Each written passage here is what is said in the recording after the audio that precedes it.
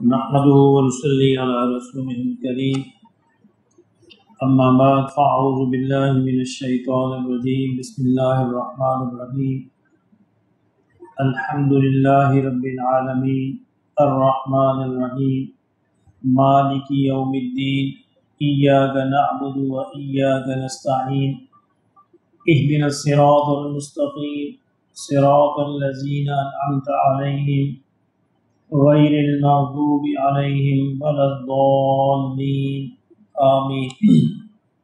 صدق اللہ العظیم۔ اللہ رب العزت کے نام سے اور اس کی فضل و کرم اور اس کی مدد کی دعا کرتے ہوئے ہم انشاءاللہ آغاز کرتے ہیں قرآن مجید کا۔ سورہ فاتحہ قرآن مجید کی پہلی سورت ہے، اور فاتحہ کا مطلب ہوتا ہے اوپننگ، یعنی کسی چیز کا افتتاح کرنے والی، شروع کرنے والی۔ اس سورت کے اور بھی بہت سارے نام ہیں، ام الکتاب بھی اس کو کہتے ہیں، سب المثانی بھی اس کو کہتے ہیں، اور ایک رائے کے مطابق یہ قرآن مجید کی پہلی وحی بھی ہے، پہلی سورت بھی ہے۔ ویسے تو عام طور پر یہ مشہور ہے کہ سورہ الگ جو ہے اقرا بسم ربک الذی خلق، یہ پہلی وحی ہے، لیکن بعض علماء کے نزدیک یہ بھی پہلی وحی ہے، ایک رائے یہ بھی موجود ہے۔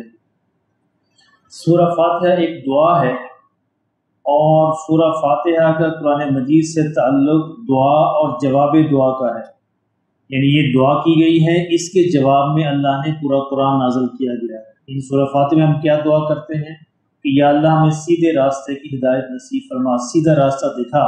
تو اللہ فرماتے ہیں چلو یہ ہے سیدھا راستہ، یعنی جو سیدھا راستہ تم سورہ فاتحہ میں مانگتے ہو، قرآن مجید وہ اس کا جواب ہے قرآن، یعنی سیدھے راستے کی تم نے دعا کی ہے، یہ ہے وہ سیدھا راستہ، اس پہ اگر چلو گے تو انشاءاللہ جنت پہ پہنچ جاؤ گے اور کامیاب ہو جاؤ گے۔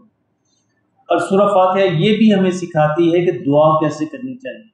دیکھیں اس میں پہلے اللہ کی حمد و ثنا ہے، اللہ کی تعریف ہے، اللہ کی تعریف کرنے کے بعد پھر انسان اپنی درخواست جو اللہ کے حضور پیش کرتا ہے کہ یا اللہ یہ میری درخواست ہے، یہ میرا مسئلہ ہے، یہ عاجزی ہے، اور یہ تو اسے قبول فرما، اس کو حل فرما دے۔ تو اللہ فرماتے ہیں کہ الحمدللہ رب العالمین، ساری کی ساری تعریفیں، یہ تعریف جو ہے حمد ایسی تعریف ہوتی ہے جس کے اندر شکر بھی شامل ہے۔ دیکھیں تعریف تو انسان کسی کی بغیر کسی وجہ کے بھی کر سکتا ہے، ویسے بھی کر دل کے، یعنی دل شامل نہ ہو تب بھی کر سکتا ہے، لیکن شکر تب ہی ہوتا ہے جب دل بھی اس کے اندر شامل ہوتا ہے۔ شکر کے کلمات تب ہی نکلتے ہیں جب انسان دل سے راضی ہوتا ہے۔ تو حمد اصل میں وہ تعریف ہوتی ہے جس کے ساتھ اللہ کا شکر بھی شامل ہوتا ہے۔ یا اللہ تیرا شکر ہے، تیری تعریف ہے، ساری کی ساری تیرے لیے، تو ہی سارے جہانوں کا پالنے والا ہے۔ رب کا مطلب ہے پالنے والا، رب کا مطلب آقا بھی ہے، پروردگار بھی ہے، مالک بھی ہے، یہ سارے اس کے مطلب ہیں۔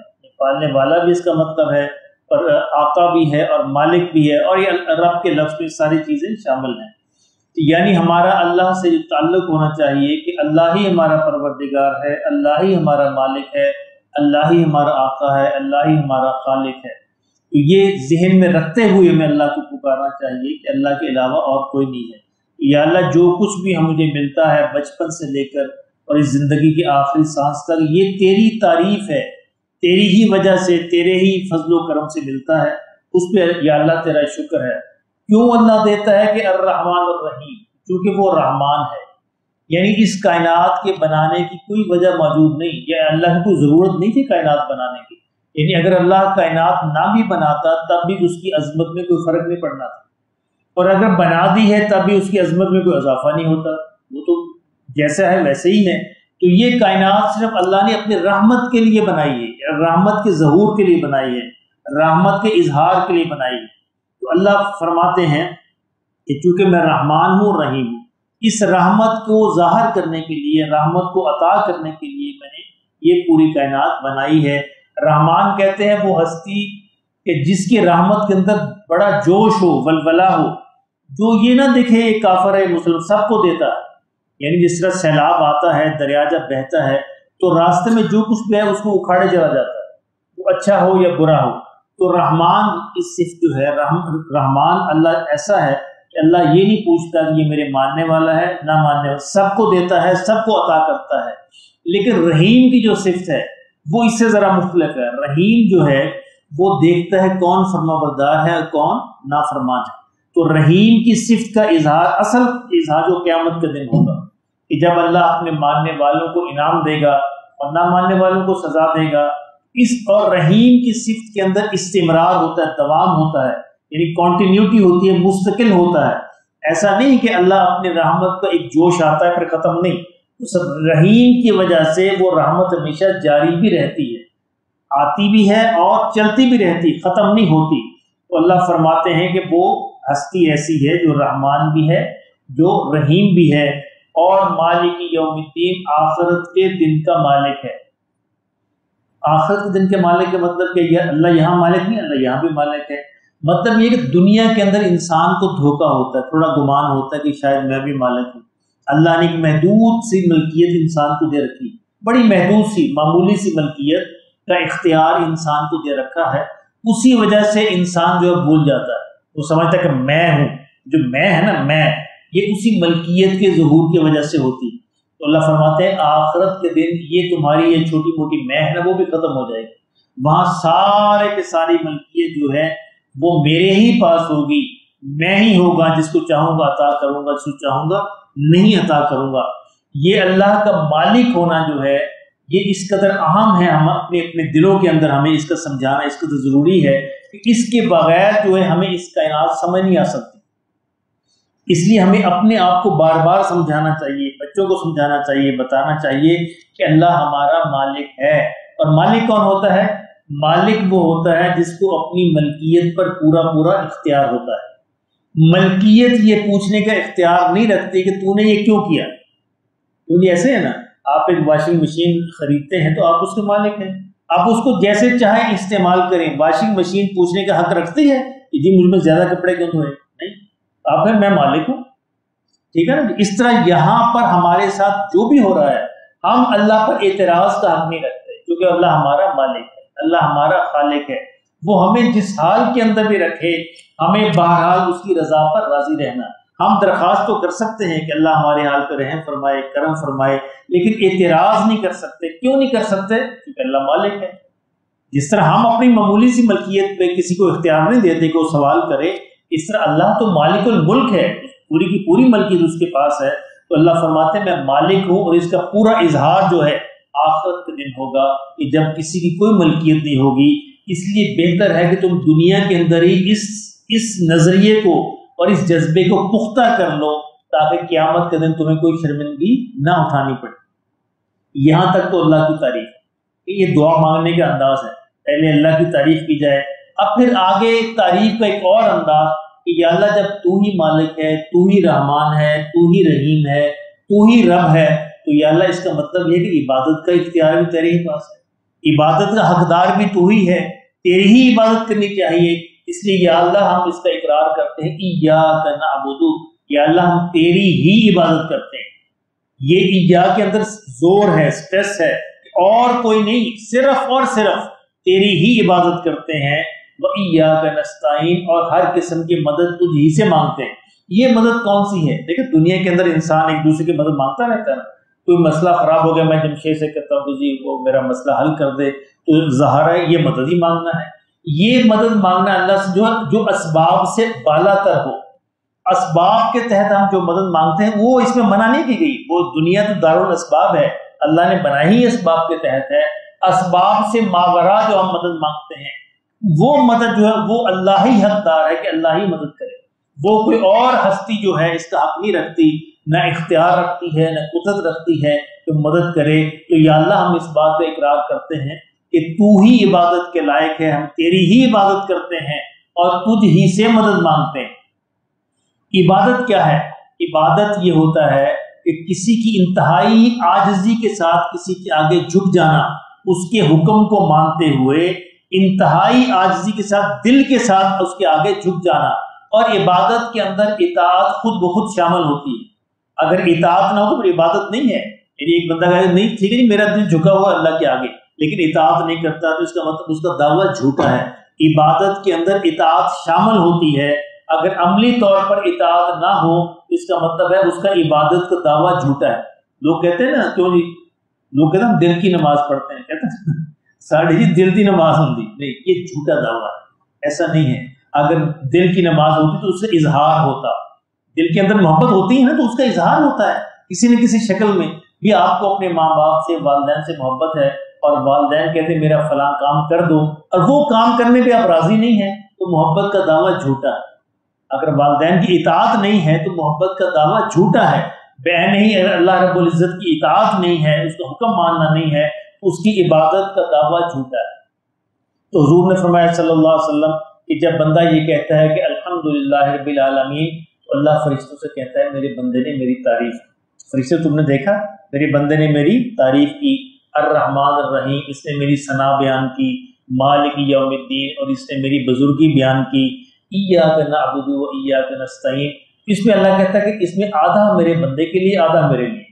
عبادت میرے لیے ہے، مدد میں کروں گا اس کی۔ اگر وہ میری عبادت کا حق ادا کر دے گا تو پھر میں اس کی مدد کروں گا۔ یہ آیت جو ہے آدھی آدھی تقسیم ہے اللہ اور بندے کے درمیان۔ اگر بندے نے عبادت کا حق ادا کر دیا، اطاعت کا حق ادا کر دیا، تو اللہ کہتا ہے پھر میرے ذمے ہے کہ میں اس کی مدد کروں۔ اور پھر آگے اللہ فرماتے ہیں اگلی جو آیتیں یہ میرے بندے کے لیے ہیں، اس نے جو مانگا میں اس کو عطا کروں گا۔ اہدنا الصراط المستقیم، اب تعریف کے بعد انسان اپنی درخواست اللہ کے حضور پیش کرتا ہے کہ یا اللہ مجھے سیدھا راستہ دکھا دے، اہدنا، سیدھے راستے کی ہدایت نصیب فرما دے۔ یہ سیدھا راستہ کون سا ہے؟ اچھا، اہدنا جو لفظ ہے نا، اس کے ساتھ ایک پریپوزیشن آتی ہے الا۔ پریپوزیشن سمجھتے ہیں نا آپ انگریزی میں؟ تو پریپوزیشن سے لفظ کا مطلب بدل جاتا ہے۔ اب یہاں الا نہیں آیا، اب اس کا مطلب بدل گیا۔ اب یہ صرف ہدایت نہیں رہی، یہ ہدایت وہ ہدایت ہے جس پر دل بھی مطمئن ہو جائے۔ اب اس ہدایت کا مطلب یہ ہوگا اس لفظ کا کہ یا اللہ وہ ہدایت، وہ راستہ نصیب فرما جس پر میرا دل بھی مطمئن ہو جائے، اس پر مجھے ثابت قدمی بھی مل جائے اور تا زندگی میں اس پر قائم بھی رہوں۔ اب اس لفظ کے اندر سارے مفہوم آ گئے۔ اگر اس کے ساتھ الہ آ جاتا نا پھر اس کا مطلب یہ تھا کہ مجھے بس اس راستے پہ چلا دے۔